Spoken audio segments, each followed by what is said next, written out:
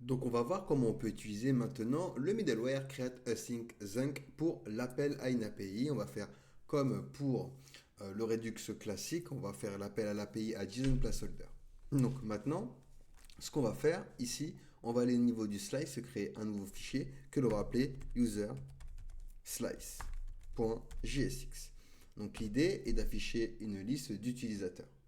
Donc pour ça, ici on va venir import, donc create slice pour créer notre portion et create async zinc from arrobase redux.js slash toolkit. Ensuite, on va également du coup installer, si je vais faire un clic droit, ouvrir dans le terminal intégré, npm install Axios. Donc ça, c'est pour faire appel à une API beaucoup plus facilement qu'avec la méthode fetch. Donc hop, une fois qu'il est installé ici, du coup, je vais import Axios from Axios. Alors hop, par contre ici, on va le mettre entre double cotes. Ensuite, on va créer une fonction asynchrone. Ici, je vais export const. On va l'appeler fetch user. Donc, on va récupérer les utilisateurs depuis notre API. Donc ici, égal à create async zinc. Et on vient chercher du coup user slash fetch user. Et ici, on va créer notre fonction asynchrone, donc async. Et on va pouvoir du coup faire une variable pour récupérer la réponse. Donc réponse est égale à await. Je rappelle que await attend que toutes les promesses soient résolues. Et ici, on va utiliser du coup axios.get. Et on va venir chercher ici du coup notre URL. Donc JSON placeholder.tpcode.com/user. Ensuite, on va pouvoir return response.data. Donc là, on retourne les données de la réponse HTTP. Et ici, on attend que la réponse de la requête GET vers l'API JSON placeholder soit résolue. Et vous voyez, on a fait appel à une API différemment que la méthode fetch. Et avec Axios, même histoire que pour Toolkit avec Redux, ça nous prend 2 fois moins de lignes. Donc maintenant que l'on a fait ça, on va pouvoir créer notre slice. Donc ici, on va faire une variable qu'on va appeler user slice est égal donc à create slice, notre fonction, à l'intérieur, notre objet. Donc name, on lui donne un nom. Ici, on va l'appeler user. Ensuite, initial state. Donc ici, on va lui donner un tableau dans lequel il y aura user qui sera un tableau, mais également un statut. On va le faire commencer à id LE et error en cas d'erreur qu'on fera démarrer à nul.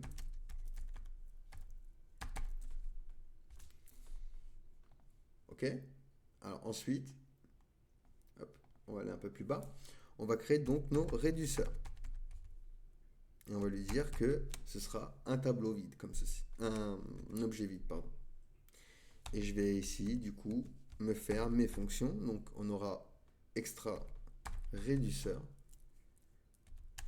Une fonction fléchée avec builder comme paramètre. Et ici à l'intérieur, on va faire un gestionnaire pour l'état pending de notre action fetchUser, c'est-à-dire en attente, quand il est en attente de la réponse. Donc pour ça, je fais un builder.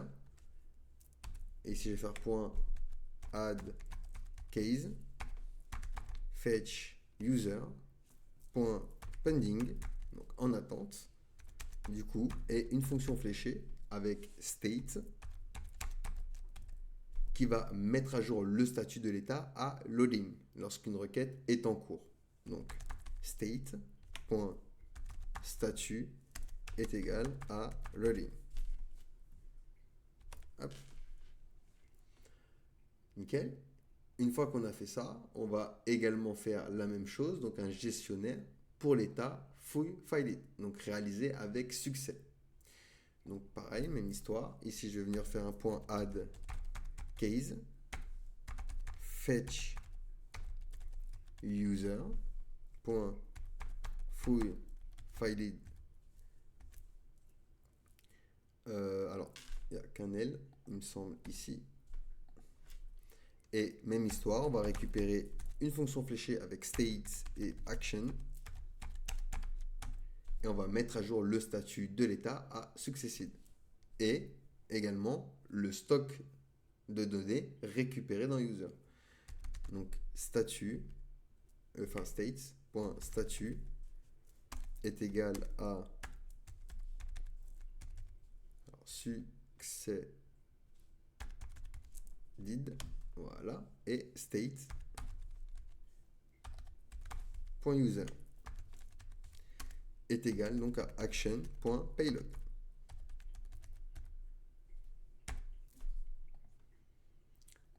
Ensuite, il va nous falloir la même chose si l'état est rejeté. Donc .add case, fetch user, .rejected, et en même histoire, on va prendre state et action, et on va mettre à jour donc state pardon, .statut est égal à file. Donc là, on a échoué dans cette case. Et state.error sera égal du coup à action.error.message. Ensuite, on exporte. Donc export default user slice.reducer. Donc là, on a bien notre portion. Donc on a fait appel à notre API. On a déclaré du coup notre slice avec le nom, l'initial state, nos réduceurs et nos fonctions, donc nos switches. Donc une fonction en cas d'attente, de succès et d'erreur. Et je vais pouvoir du coup le placer à mon store. Donc ici on va venir à l'import, import user reducer from, et on va aller chercher dans slice user slice, et je viens le placer du coup juste après celui-ci, user reducer. Hop, et hop. Donc maintenant, je vais pouvoir me créer un composant. Donc ici, on va l'appeler par exemple user list.jsx. Ce composant, on va venir se l'importer. Import user list.from component user list, et on va l'afficher ici. Ok, donc ici si je fais un RFC, on a bien user list qui va s'afficher ici. Donc ici, on va devoir utiliser notre slice, donc notre portion. Pour ça, on va avoir besoin de useEffect pour gérer les effets de bord, vu qu'on fait un appel asynchrone vers une API. On va également import useSelector. Hop, selector et useDispatch. Ça c'est from React Redux. Et on va venir import du coup fetch user from notre slice. Donc ici, avant notre rendu GSX, on va se faire une variable, donc dispatch est égal à useDispatch. Ensuite, on va se créer const user et on va sélectionner du coup l'état de user avec useSelector. Donc on aura state qui va nous retourner du coup state.user.user. Alors c'est useSelector. je duplique. Ici, on aura du coup le statut. Alors, hop, statut. Et on va récupérer du coup le statut. Et ici, la même histoire. On va récupérer error. Et ici, du coup, ce sera error. Donc, on sélectionne l'état de nos éléments, du coup, grâce à useSelector.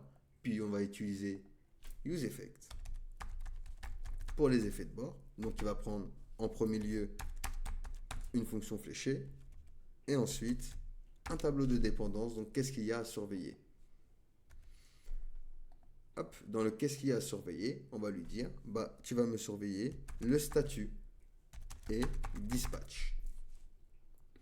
Et à l'intérieur, on va faire une condition if si le statut est strictement égal à IDLE. Alors dans ce cas-là, tu vas dispatch fetch user. Donc tu exécutes ma fonction. Ensuite, on va faire une condition if si le statut est strictement égal à reading. Alors dans ce cas-là, tu vas venir return une div avec dedans reading 3 petits points.